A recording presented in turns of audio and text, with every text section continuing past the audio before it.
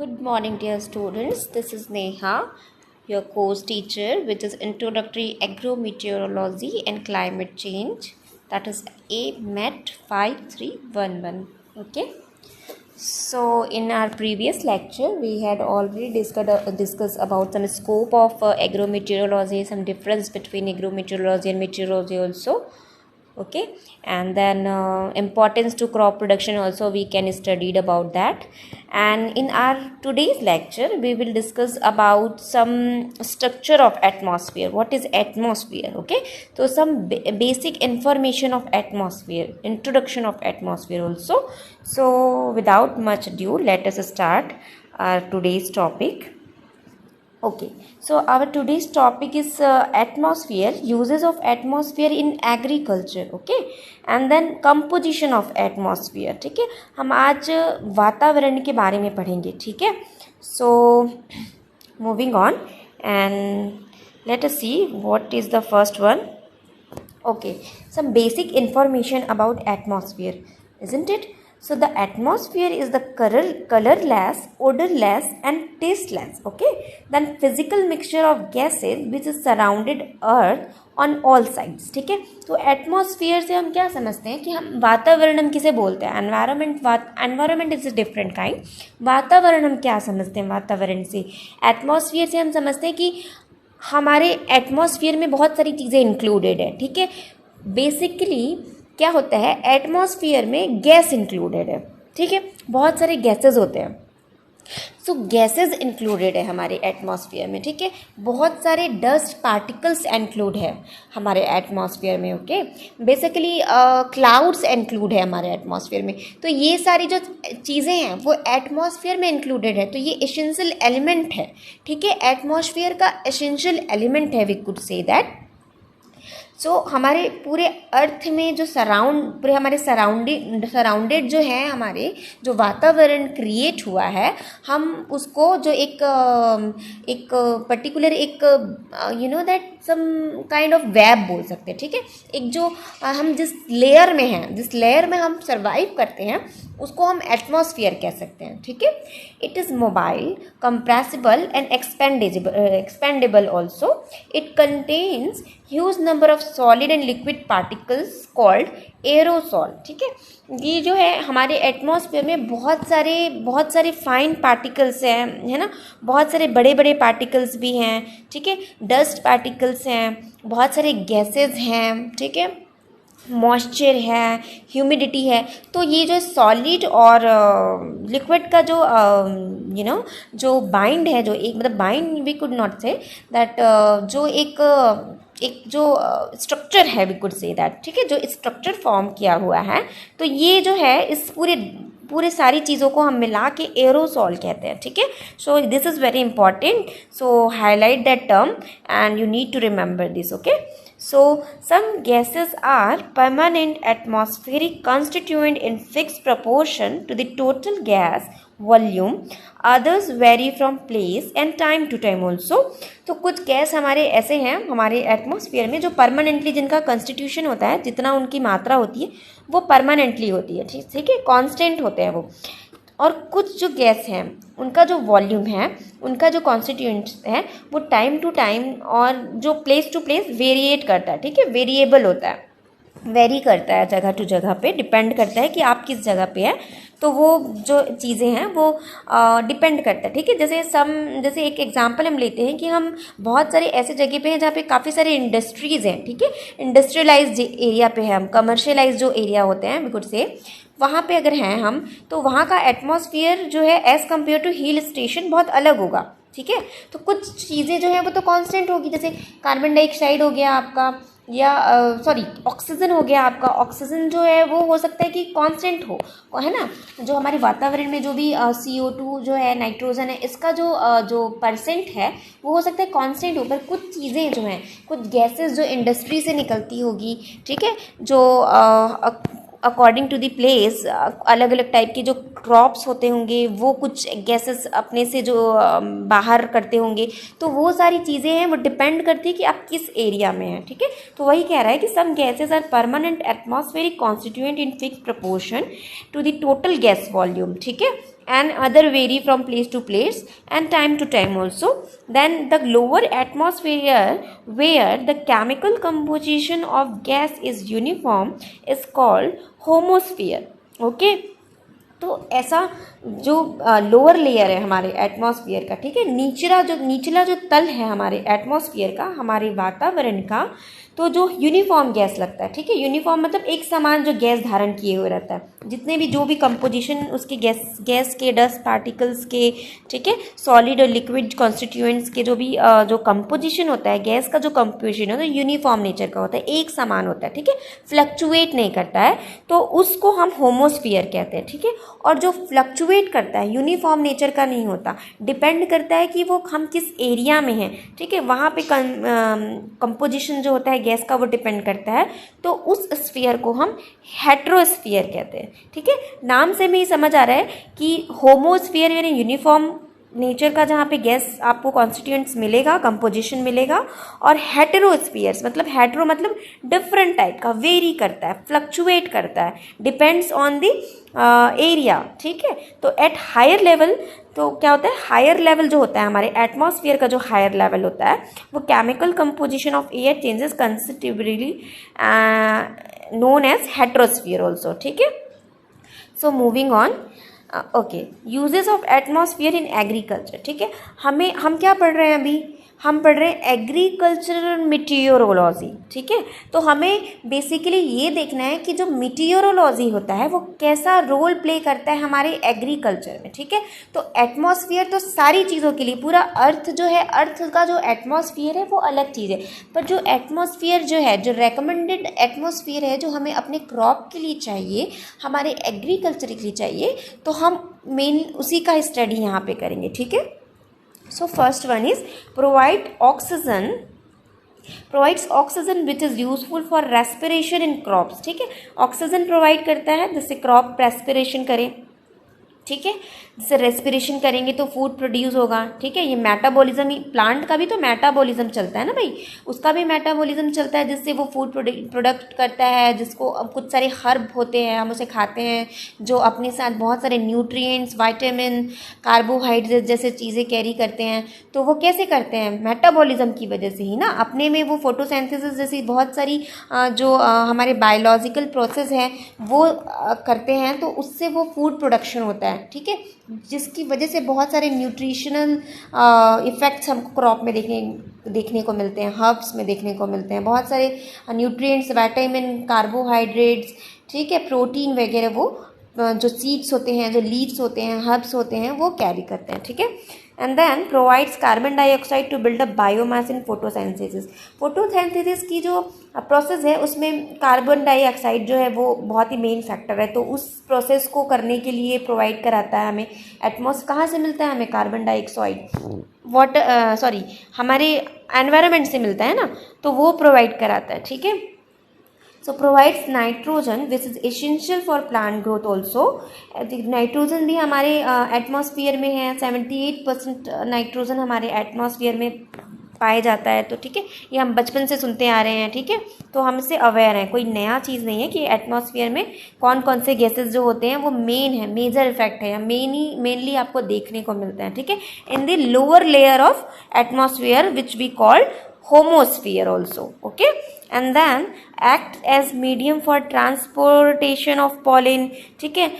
Pollen जो होता है, जो भी फर्टिलाइजेशन जो होता है ना, जो रिप्रोडक्शन होता है हमारे सीड्स का, किसके थ्रू होता है, थ्रू दी पॉलिन होता है, ठीक है। पॉलिन जो होते हैं, जो मेल ऑर्गन्स हैं फ्लावर के, फ्लावर्स के, फूल के, है ना, वो पॉलिन झड़ते हैं, किसके थ्रू उस झड़ते हैं वो, और फिर विंड के थ्रू या किसी वाटर एलिमेंट के थ्रू, है ना, वो क्या करते हैं, स्प्रेड आउट होते हैं और फीमेल फ्लावर में जाते हैं, एग को फर्टाइल करते हैं जिससे सीड बनता है। तो ये सारी चीज़ों को वो प्रोवाइड करता है, ठीक है, प्रमोट करता है, we could say protects crop plant on earth for harmful UV rays, ठीक है। बहुत सारी यूवी रेज हैं, अल्ट्रा वायलेट रेज हैं, ठीक है, वो हमारे जो हमारे ऊपरी एटमॉस्फेयर से जो अल्ट्रा वायलेट रेज जो आते हैं उसको प्रोटेक्ट करता है हमारा एटमॉस्फेयर, क्योंकि हम आगे स्ट्रक्चर देखेंगे एटमॉस्फेयर का कि वो बहुत सारे लेयर बने हुए हैं, ठीक है, बहुत सारे लेयर उसके बने हुए हैं जो प्रोटेक्ट करते हैं हमारे एटमॉस्फेयर में एटमॉस्फेयर हमारे अर्थ को किससे, यूवी रेज से, ठीक है। And maintains warm to plant life also, ठीक है। उन टेम्परेचर मेंटेन करते हैं, कितना टेम्परेचर प्लांट को रिकमेंड है, कितना रिक्वायरमेंट कितना है, तो वो ये सारी चीज़ों को वो मेंटेन करके चलते हैं। Provides rain to field crop as it is a source of water vapour, ठीक है, वाटर वेपर, क्लाउड्स एक्सेट्रा, ठीक है। तो ये रेन प्रोवाइड करते हैं हमारे फील्ड क्रॉप को। कैसे रेन प्रोवाइड करते हैं, बहुत सारी चीज़ें हैं। जो वाटर होता है, क्लाउड्स जो हमारे एटमॉस्फेयर में दिखाई पड़ते हैं ना, बादल, जो हम बेसिकली बादल हम जिसे कहते हैं, तो वो सारी चीज़ें जो हमें दिखाई पड़ती है, ठीक है। तो जो क्या होता है, वाटर जो है इवापोरेट हो जाता है, इवापोरेट होके वो ऊपर हमारे एटमॉस्फेयर तक पहुँचता है, ठीक है।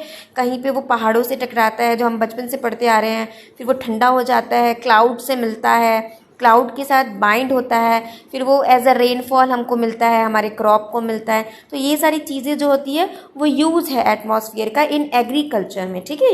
ये मेनली हम एग्रीकल्चर को फोकस किया है इसमें हमने, क्योंकि हमें एग्रीकल्चर मीटियोरोलॉजी के बारे में पढ़ना है। Okay, moving on. okay, there are some composition of atmosphere, ठीक है। the following are the different gases that are present in percentage by volume approximately, ठीक है। approximately हमारे जो composition है एटमॉस्फेयर के, वो मेजर जो कुछ केसेस हैं जो हमारे एटमॉस्फेयर जो होता है वो कैरी करता है, धारण करता है, हमारे एटमॉस्फेयर में पाया जाता है, ठीक है। सो नाइट्रोजन 78.08% अप्रॉक्सीमेटली हमारे एटमॉस्फेयर में होता है, ऑक्सीजन 20.95 है, ठीक है। So we could say also the approximation that 21% also. And then argon जो होता है वो होता है 0.93%, कार्बन डाइऑक्साइड होता है 0.03%, ठीक है। नियॉन होता है 0.0018%, हीलियम होता है 0.005%, ठीक है। ओजोन होता है, ठीक है, 0.00004%, हाइड्रोजन होता है 0.0006%, मीथेन गैस होता है 0.0017%। तो ये सारा जो कंपोजिशन है आपको याद रखना है। मैंने सिर्फ यहाँ पे मैंने मेजर गैसेस का ही नाम लिया जो हमें आगे यूज़ करेंगे, जो हमारे एटमॉस्फेयर में हमारे प्लांट्स के लिए, हमारे क्रॉप प्रोडक्शन के लिए बहुत ही अहम रोल प्ले करते हैं, ठीक है। तो कुछ ही मैंने यहाँ पे ऐड किया हुआ है, तो ये आपको याद करना है, याद रखना है, ठीक है। तो लिसन वेरी केयरफुली, और ये आप कहीं नोट करते जाएंगे। मैं बार बार कह रही हूँ, आपको नोट्स बनाना है, ठीक है। आपको वो नोट्स बनाने हैं और अपने अकॉर्डिंगली चीज़ों को एक्सप्लेन करना है, ठीक है। ऐसा नहीं कि आप लिस्ट आउट करके जैसा यहाँ पे दिया हुआ है आप छोड़ दे रहे हैं। एग्जाम्स में अगर आप अच्छे से एक्सप्लेन करेंगे तो it's help to get very good marks also. Okay, so moving on. Okay, so there are some structure of atmosphere. Okay, so basically क्या है, तो atmosphere have been divided in two category also, two main category we could say. First one is homosphere and second one is heterosphere. Okay, so basis of division of atmosphere is based on the temperature, composition, ionization and chemical reaction, ठीक है। It could be divided in two category. First one is homosphere as name referred and second one is heterosphere, ठीक है। homosphere का क्या होता है, जिसमें uniform chemical composition होता है गैसेस का, ठीक है, जैसे हमने पहले पढ़ा।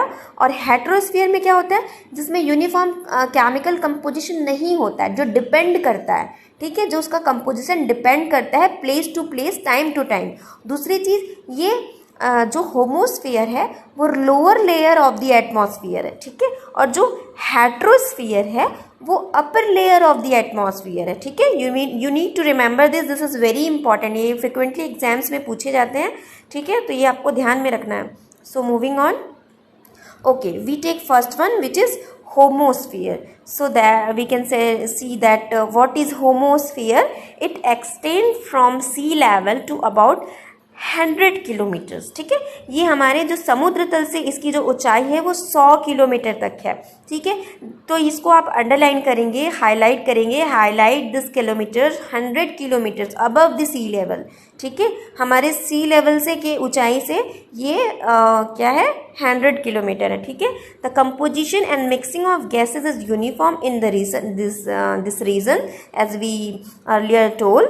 The the main constituents of this region are nitrogen, oxygen, argon and carbon dioxide and their ratio is constant. ठीक है, तो मेनली ये याद करना है, this is very important. Okay, so इस रीजन में हमें बेसिकली क्या होता है, नाइट्रोजन, ऑक्सीजन, ऑर्गन और कार्बन डाइऑक्साइड मिलता है. ठीक है, जिनका एक पर्टिकुलर रेशियो होता है. ठीक है, और जो क्या होता है, कांस्टेंट होता है, नियत होता है. ठीक है, सपोज अगर 78% लोअर लेयर में नाइट्रोजन है, 21% ऑक्सीजन है, 0.00018% जो है ऑर्गन है, 0.003% कार्बन डाइऑक्साइड है. तो ये जो रेशियो रहेगा, ठीक है, ये रेशियो जो रहेगा यूनिफॉर्म रहेगा, उतना ही रहेगा. ठीक है, हमारे upper layer lower layer of the atmosphere में. Okay, so next is moving on. Okay, so second is heterosphere. As name referred, the gases are present in not uniform in nature. ठीक है, it's not constant in nature, we could see that. This region extends from 100 kilometer to the top of the atmosphere. ठीक है, देखिए at sea level से आपका जो मिल रहा है वो चीज़ अलग है.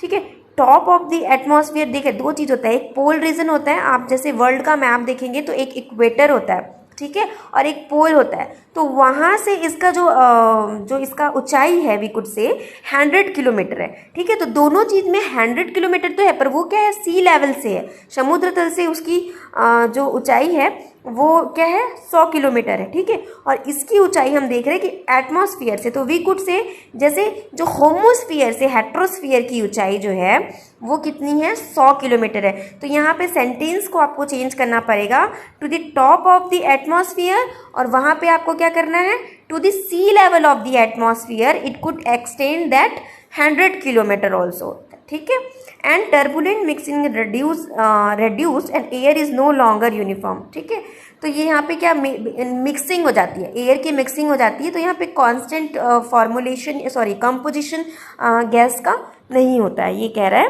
ठीक है, the molecules and atoms tend to separate and arrange themselves in layer each with different composition. ठीक है, यहाँ पे जो भी मॉलिक्यूल्स हैं और जो एटम है, ठीक है, अणु है, जो हमारे अणु परमाणु हिंदी में इसे हम कहते हैं. ठीक है, तो जो ये मॉलिक्यूल्स हैं वो क्या है, अरेंज है, बहुत ही सिस्टमेटिकली अरेंज है. ठीक है, और हर मॉलिक्यूल अपने में एक डिफरेंट कंपोजिशन रखते हैं. ठीक है, डिफरेंट कंपोजिशन रखते हैं. अगर कुछ मॉलिक्यूल है वहाँ पे एटम का, किसी अणु का एक मॉलिक्यूल अगर वहाँ पे प्रेजेंट है इस एटमॉस्फेयर में, अपर लेयर ऑफ द एटमॉस्फेयर में, तो वो क्या करेगा, एक डिफरेंट कंपोजिशन कैरी करेगा. ठीक है, बहुत सारे पार्टिकल्स हैं, बहुत सारे सब्सटेंसेस हैं जो हमारे एटमॉस्फेयर में प्रेजेंट हैं. ठीक है, लिक्विड सॉलिड पार्टिकल्स बहुत सारे प्रेजेंट हैं. तो ये सारे क्या हैं, अणु परमाणु हैं. ठीक है, तो ये सारी चीज़ें जो हैं एक पर्टिकुलर कंपोजिशन अपने में धारण करते हैं, कैरी करते हैं. ठीक है, तो ये याद रखना है, दिस इज़ वेरी इंपॉर्टेंट. सो ये इंट्रोडक्शन था. ठीक है, सो this is enough for today. Then we will discuss in our next lecture the basic structure, that basic structure of the atmosphere, and is classified on the basis of varying temperature also. Okay, which is stratosphere, troposphere. So we will discuss in our next lecture. Till then, be safe and take care. Thank